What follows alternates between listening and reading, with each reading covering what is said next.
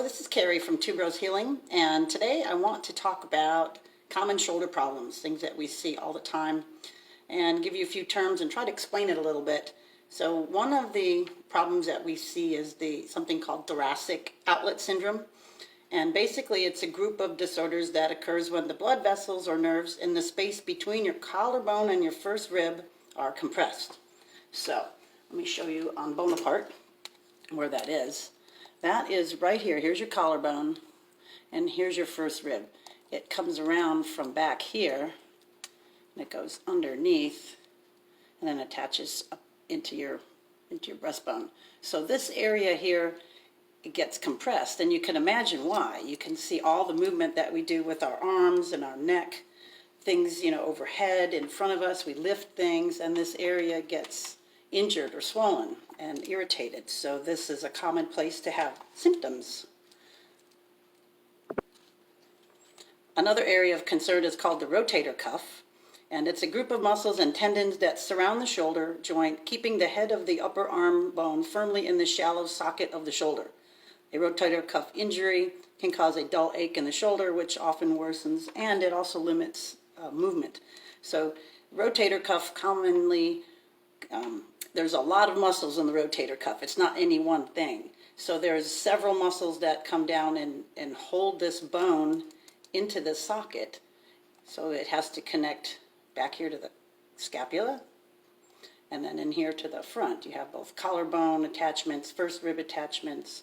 So this area gets highly irritated.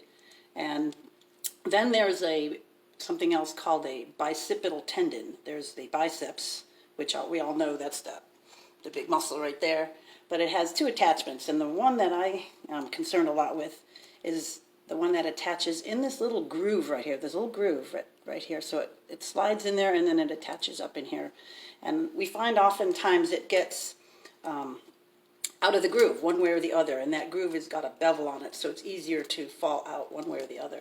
But oftentimes people are doing something, they reach out the window this way to get the mail or to the bank, or if they're in the car, they're reaching with the right hand in the back seat, back behind them, or doing something up overhead, which makes that fall out of the tendon. And it's very, very irritating, and it's not often found. But there's ways that we can get that back in and show you how to tighten that all up. Also, all of these muscles have to do with vitamin C. When we look at the shoulder area, kinesiologically speaking, if we look at Touch for Health, they all relate to vitamin C. And we know that when your immune system is compromised, or you are injured, or you have an infection, you need a lot of vitamin C. So inadvertently, people may be experiencing a lot of shoulder pains and shoulder symptoms and thoracic outlet and these things that I just talked about, and it may be coming from a biochemical deficiency. So these are the cool things that we like to do, that we find in our clinic, in our practice.